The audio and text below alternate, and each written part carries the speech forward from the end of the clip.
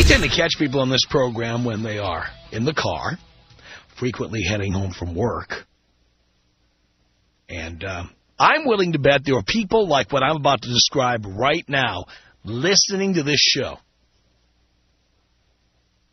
In fact, I may be part of your reason for being out there.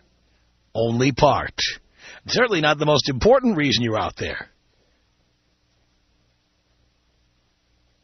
Let me explain. You know, we've had many telephone calls from guys, also emails from guys on this program, who essentially made the big mistake, okay? They fell in love. Frequently fell in love with the exact wrong person, you know, the single mom, the chick who loves to spend your money, the nagger, the screamer, the bitch, the woman who shuts down and stops giving you all kinds of sexual favors after you marry her. I mean, guys who just feel like they are hostages. I mean, we hear from you guys all the time. Some of you are like beaten dogs, and you feel like you have no place to go, nobody to confide in. You screwed up so badly, and you are just stuck. Maybe you've got kids. Maybe a divorce would cost too much. Maybe you're not even married to her, but you're afraid she'll burn the house down, or you've told her to get out and she won't get out. Ever have one of those? You tell them to get out and they won't leave? Yeah, we've talked about that on the show. But you feel trapped for some reason. Like you would break up if you could. Maybe you're just too much of a pussy. Maybe you don't have any balls. So you don't know exactly how to broach the subject. You know, if you had any balls, you wouldn't be there yourself. You wouldn't have gotten into the situation, okay? But you allowed it to happen. At one time, you were in love. The sex was wonderful. Everything looked perfect. You couldn't see the red flags. And now, there you are, trapped. What are you facing when you come home tonight? Nagging? Complaining? Demands? How about being belittled? Ever been belittled at home? I'll bet you have. You get home, there's all kinds of noise. You've been working all day, and you've got a headache to begin with, and you walk in, and there's television playing or kids or toys lying around. You walk in, it's a minefield, it's a pinball machine. It is just not something you look forward to. You have now gotten to the point in your relationship where the worst part of your day, here's the irony of it, should be the best part of your day. The worst part of your day is when the whistle blows or whatever equivalent at your job, 4:35, 5:30, 6, whatever. You have to get in that car and you have to head home and face that.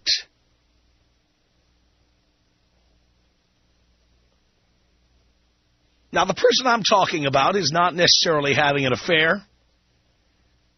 I mean, the person I'm talking about is somebody who, probably partly because he's a pussy and he's a hostage, he plays by the rules, okay? He's not out getting it anywhere else. He's not meeting people at hotel rooms. Maybe he's afraid of getting caught. Maybe it's too much hassle. Maybe the fact that this relationship is so bad, he doesn't want to, start anything with anybody else for fear that he may get into the same trouble again. That could be you, Buster. Talking to you. So here's what you do. Because coming home is so hellacious, you do various things. Stop off for a cold one or 5. Drive around the block. Take the long way home. Do a little shopping for, I don't know what, anything on the way home, right? You've been meaning to take a look at that fishing tackle on the way home. You stop in there. Maybe you stop at Best Buy. Look at the plasma screen you'll never be able to afford because she's spending every penny you have. Maybe you drop in. You got another buddy who's working at another job. Maybe you drop in on him over at the gas station or the garage or You got a buddy working in an office somewhere near, maybe on the way home or near where you work or whatever, you stop in on him. Maybe you're visiting a friend on the way home. And the point is you're trying to find every means possible not to have to go home to hell.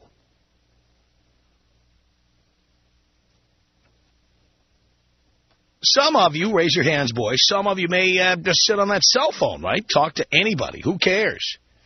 Pals, buddies, friends, maybe chicks you don't have the guts to actually meet or do anything with. Ever found yourself parked in a car near home? You're near home. You're not doing anything bad. You're not making out with anybody. You're not nailing anybody. But there you are. You so don't want to go home. You're parked within a block or 2 or 5 of your house. Maybe you drive around the block a few times to delay arrival.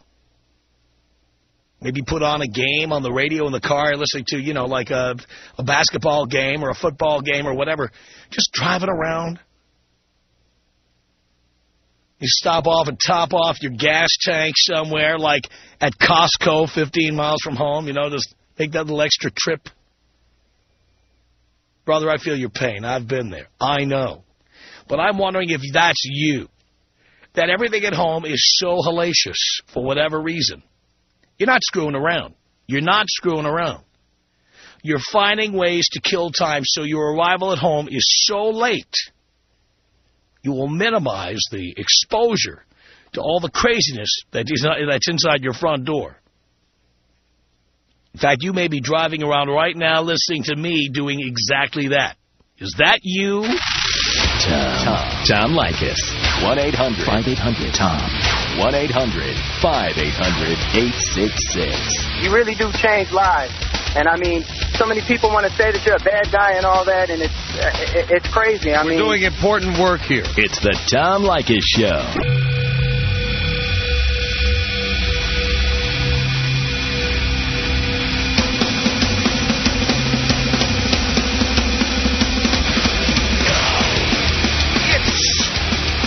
The Tom Leykis Show at 1-800-5800-TOM. All right, there you are. You're killing time. You're finding ways to go home late. You're not even doing anything wrong. You just can't face it. 1-800-5800-TOM. Michael on the Tom Leykis Show. Hello, Dad. Hello, son. I am the absolute poster child pussy of this subject. Really? Right now, I'm literally... Hello? Yeah, go ahead. Right now, I'm sitting literally about 3 blocks away from my house at a park, just smoking cigarettes, calling random people, and I do this about every 2 days because I absolutely despise going home. All right, my situation, I'm 27 years old. I've been with this girl about almost 2 years, and I met her through one of my really good friends. He's roommates with her. And, I mean, I grew up with this guy, and I started going over to his house all the time, and, you know, I eventually started hitting that, and then tried so hard to stay away from the girlfriend title, but, you know, gave in after a while. Well, once she moves in, you've given in. Yeah, exactly. I mean, that's the problem, Michael. You let her move in. Right, I know. How are you going to call her my, roommate? When she moves in? What's that? What are you going to call her, your roommate? I would like to. Pal, once you give them the key to your place, they become the de facto girlfriend. I basically turned into a pussy. And you didn't even see it coming. In other words, you had a case of frog soup. You know what frog soup is? What's that? If you took a pot of cold water, just cold water, and you put a frog in it, that would be one happy frog. He would be swimming around in that water and thinking, this is great. Cold, clean water, no other animals in here, nobody to chase me, no predators, nothing. Feels good. I'm cold and wet all over, and it feels great. Right. Then you take but we're not done yet. Okay, then you put the frog in the pot, and you put the pot on the gas stove, and you turn the gas on. Now, when the gas is on at first, the frog is happy. He doesn't have any idea the gas is on. All he knows is he's swimming around in cold water, even though the gas is on. Slowly but surely, the water gets warmer. And the frog doesn't try to get out of the pot. He keeps swimming around. All of a sudden, one day, he turns into frog soup. And he had no idea he was turning into frog soup. He was happy swimming in the water. That's you. I am the frog. Yes, you are. Well, I mean, this girl is not, and I hear a bunch of your callers calling in saying she's a wonderful girl, but, I mean, she was a wonderful lady at the beginning, and she was fun to hang out with every once in a while. But after about the year mark, she went nuts. Calling me everywhere I went. If I was home 5 minutes late, who are you with? What were you doing? Checking my phone log. How long after you started seeing her did she move in? Up until she just moved in about 4.5 months ago. So, wait a minute. She was already giving you a hard time about where you were, who you were with, what you were doing, and then you let her move in? Yeah. Why? I don't know. You had to hand over the key. Yeah. Why? I have no idea. I mean, did she tell you had no choice? She didn't tell me I had no choice, but she I don't want to say that I got pushed over into it, but, I mean, she slowly, little by little, got her stuff into my house, and then eventually I handed over a key for some reason. For some reason. For some stupid reason. And the code to your answering machine and the key to your mailbox. She doesn't have that. She doesn't? No, she doesn't have that. Do you have an answering machine or voicemail? I do have a voicemail on my cell phone. We don't have a house phone. I see. But and how about a computer? Do you have one of those? Yes. That she has access to? Yes. So anything you write can and will be used against you.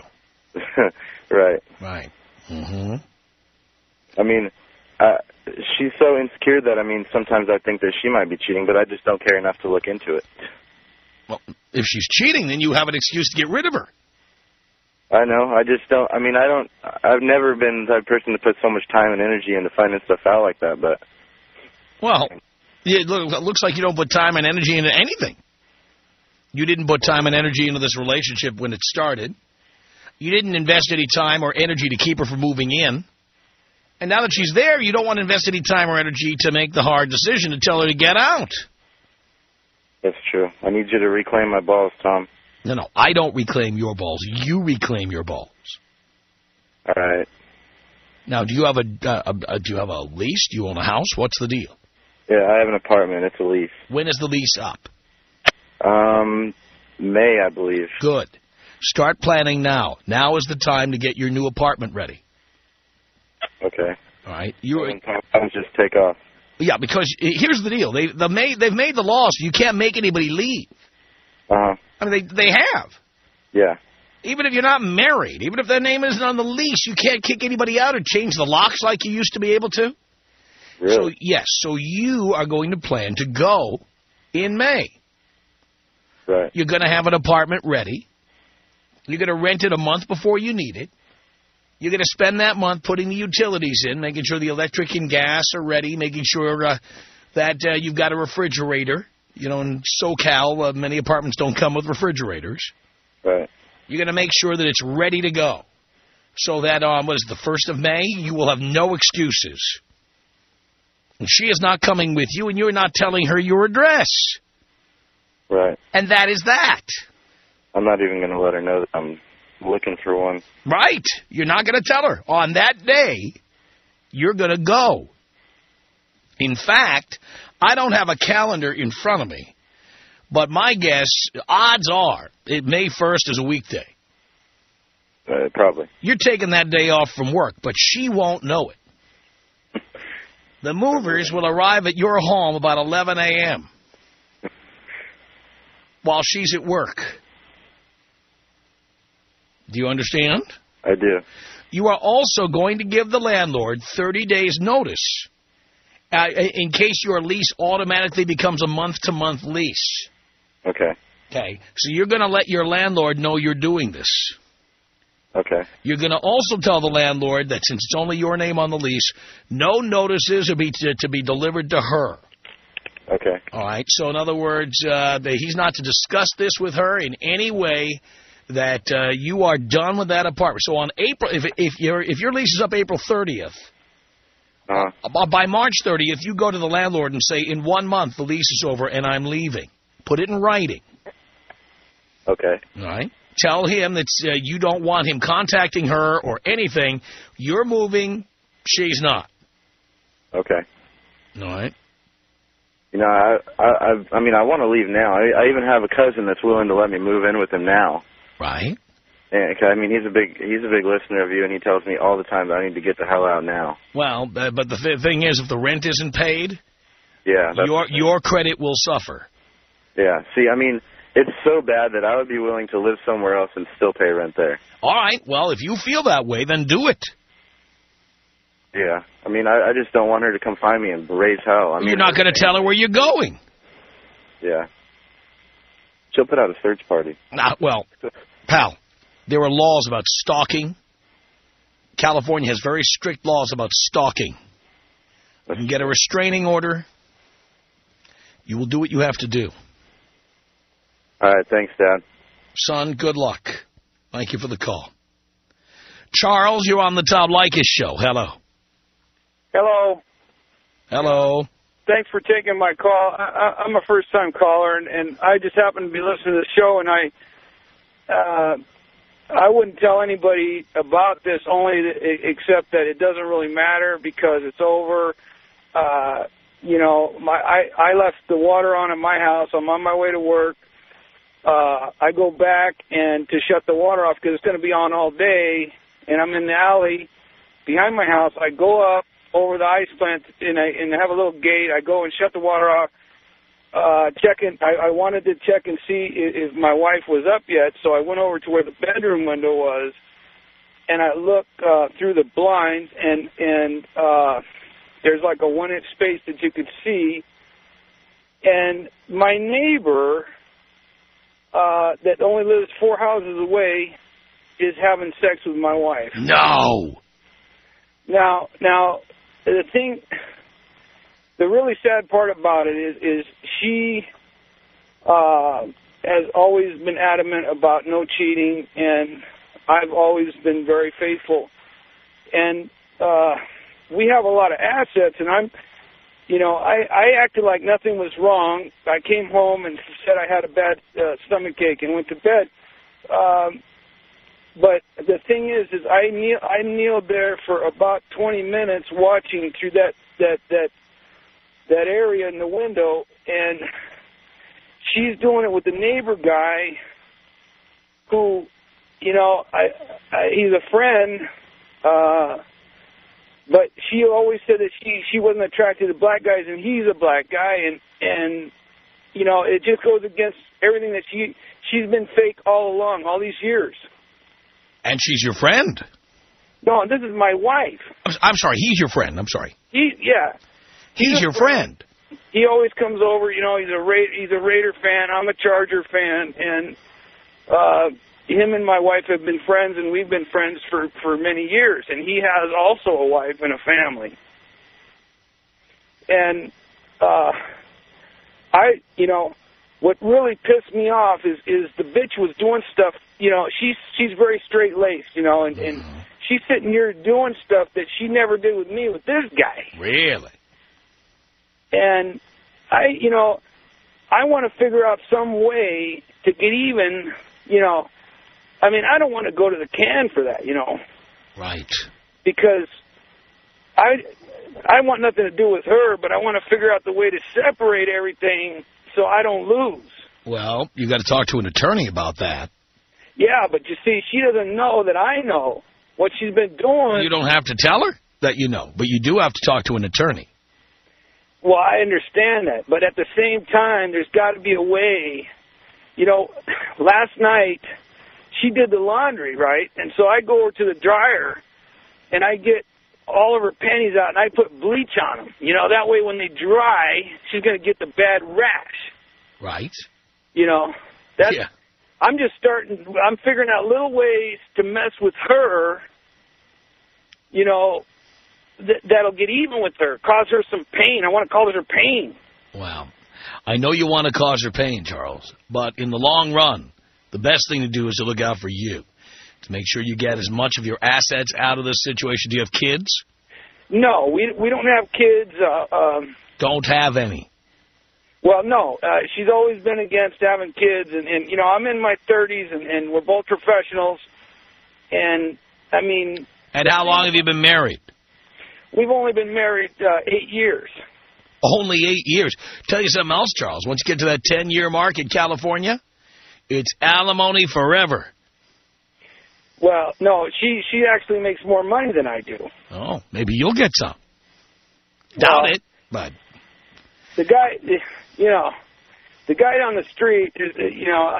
He's your friend. Yeah, and here he's knocking the bottom out of it. You know, I'm watching him. I'm like maybe 6-8 feet away. You know, the kid... I couldn't believe it because she's supposed to be, you know, we go to church and here she is all, you know... Those are always the ones. Yeah. Yeah, you know, they've been friends and hugging and kissing during the holidays, but nothing, you know, she always said that she just was never attracted to black guys. So you wouldn't be suspicious? Well, no, I mean, you know, the guy... How do you know? It's probably been going on for a while.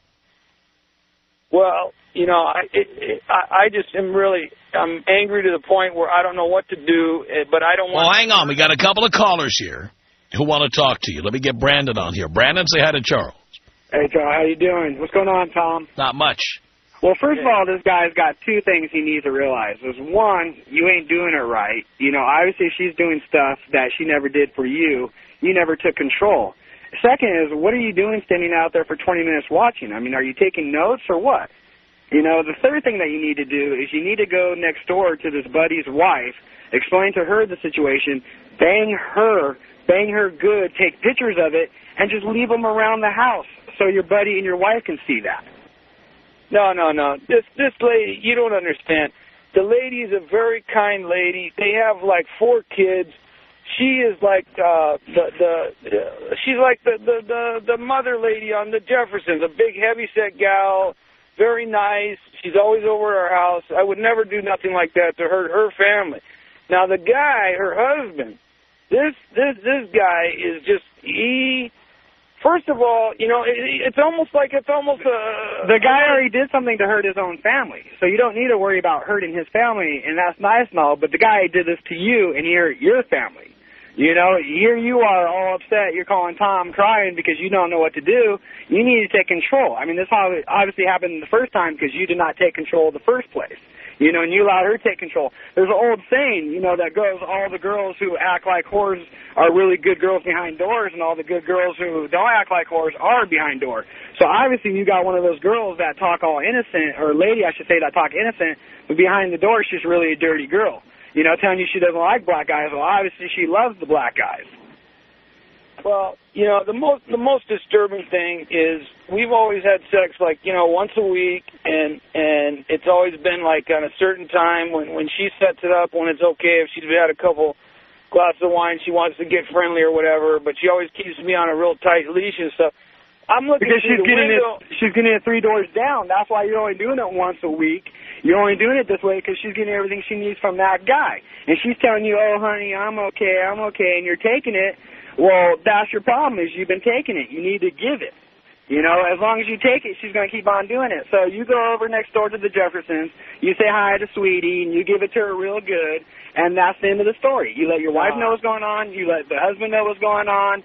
You go see a lawyer, like Tom said. You get what's You go tell Wheezy what's going on over there. You know what I'm talking about? 1-800-5800-TOM. There are women out there who enjoy giving oral sex, and I don't want the men out there to be disappointed and think that they can't find a woman like that because we're out here. I know you are. And a lot of guys are still looking for you, baby. The Tom Leykis Show.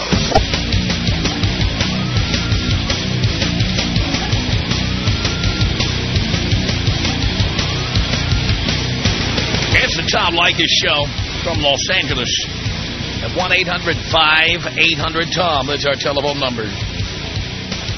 your relationship is a living hell. And the result is you kill time on the way home. You don't even want to go home. You're not even cheating. You just don't want to go there.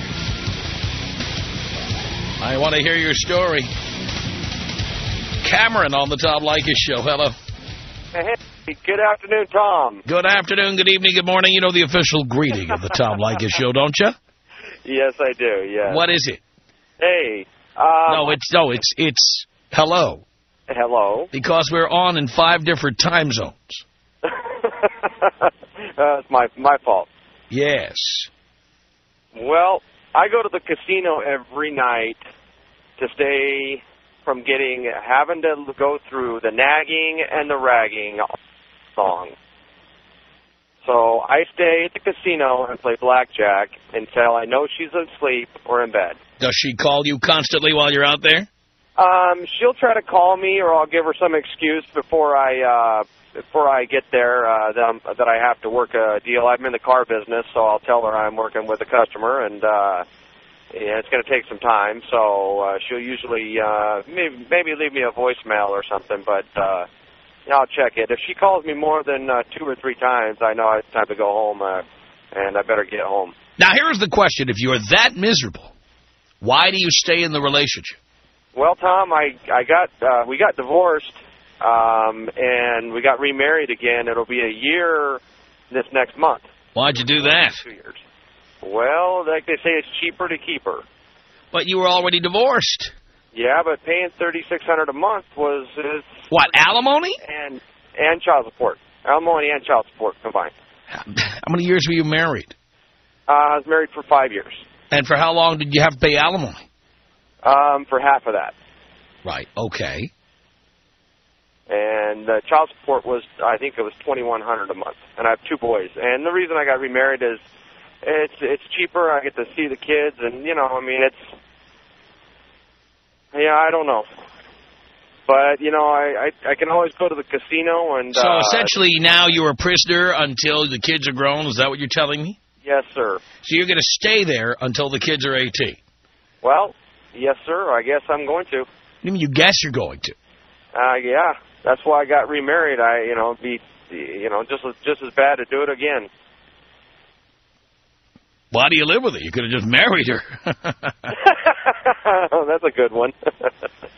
Well, does she want to be with you? Does she love you? Oh, yes, she does. She does. And she has her moments. She treats me pretty good.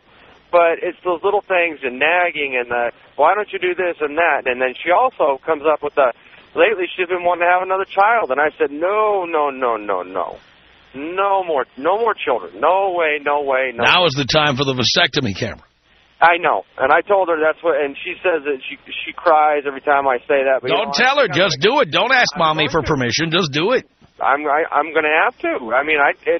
If it comes to the point to where she stops taking the pill or something. She's not going to tell you. Now, by the way, there's not going to be a bulletin on the evening news when she does that. She's going to do it without you knowing about it. That's why I've been kind of staying away from her lately, not even wanting to have sex with her because... well, instead of going to the casino one night, you should stop off at the doctor's office. Yeah, you know what? I guess it's an outpatient procedure. Get the job done. Yeah, well, you know what? I'm going to go check in to see how much that is. And, I can go ahead and do that and get that done, taken care of. And once it's done, it's done. Right. Then I don't have to worry about it. Because I'm not going to go through the same old crap, the same old nagging, and the same thing over and over again and have another child involved. I don't blame you. Thanks a lot for the call. 1-800-5800-TOM is our telephone number. Jay on the Tom Leykis Show. Hello. Hello, Tom. Hello, Jay. Is this Tom Leykis? It is indeed. Tommy, you touched on a lot of good topics I would have brought up, like the vasectomy for this last guy and all that. But, you can turn it around. You just got to reach down and grab a pair and just let the wife know, look, I'm miserable, and I look forward to the days that you're working late so I don't have to deal with you and all that stuff. So you used to do this. You used to. I've been there. I've been the guy at the park just listening to the radio with the chair tilted back. Never cheated or anything, but certainly avoided being in the same proximity. Wow. So what happened when you told her that? We just kind of, we were doing a bad job of communicating, and we just kind of got to really a baseline level of, are we going to work this out, or are we just going to have to go separate ways? And we've got kids, we don't want to do that. And so I just kind of said the nagging and stuff that was bugging me and making me feel like I didn't want to be there, I didn't want to be in the same bed, because that was just, extra time that she would get her digs in. So, thankfully that's all stopped. Wow. I'm hoping it's not just a temporary fix and a full-time one, but, it's all about being assertive and without being, you don't have to be bossy, but you can, instead of just wallowing in your own misery, you just let them know, look, I'm not happy, and I'm surprised if you are, because unless nagging me makes you happy, you're probably not happy either. Good points, Jay. Thank you very much for that call. 1-800-5800-TOM. 1-800-5800-866. I make six figures, and I'm a big guy, but I tell you, when they see the wad, they're all over me.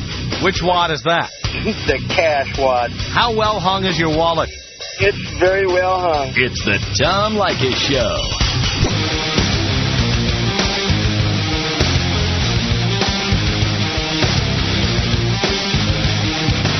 Tom Leykis Show. 1-800-5800-TOM. It's Brian. Hello. Hi. Hi. How you doing today, Tom? Do you care, Brian?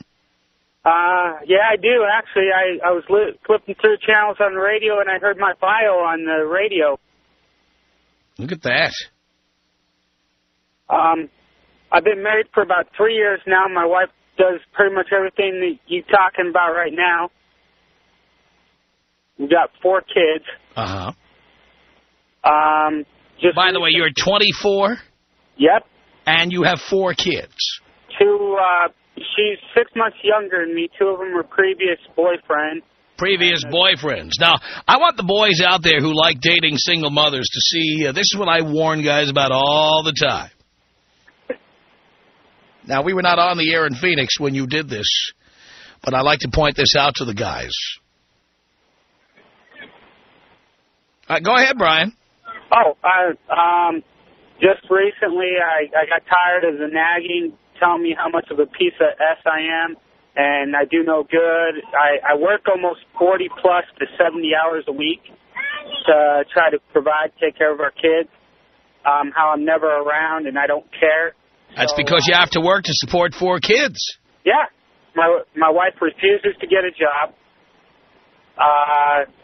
So I left her, filed a restraining order. She violated it, got arrested, and went to go start the divorce process. And I was stupid enough to listen to her guilt trips to take her back. Oh, God almighty. Now she's starting back up again. That's what happens. And would you recommend marrying a single mother when you're... How old were you when you got married, Brian? 21. 21. Would you recommend it to others when you're 21, marrying a single mother? Nope, I wouldn't. I thought I loved her. I wanted to do what was right for my kid. But you didn't have a kid yet when you started. She was pregnant when we got married. Yeah, but why did you date a single mother is the question. You were still a kid yourself. Desperate. I thought it was family life was what I wanted.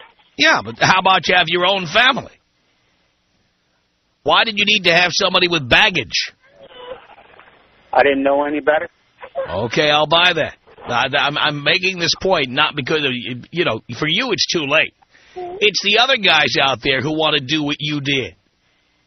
I want them to know what happens when you do it. We're going through bankruptcy already. She ain't happy in any house that she lives in. I don't think she's happy with her life, period, and she probably wasn't happy even when she met you. Nope. But that didn't stop you from marrying her, did it? She gave me the illusion she was. Yeah. And how much time did you take to figure out whether that was true or not? Couple of months? After the wedding. No, but you didn't... We got married in Vegas, and after we got married, she threatened to get out at the gas station on the way home. How long had you been dating her when you knocked her up? 6 months. 6 months. So you didn't even know this woman when you married her? No, she was a totally different person when we got before. No, she wasn't. No, she wasn't. You didn't know her. Then you got to know her, and now you know what you have on your hands. It's what you had back then, too, believe me. The Tom Leykis Show.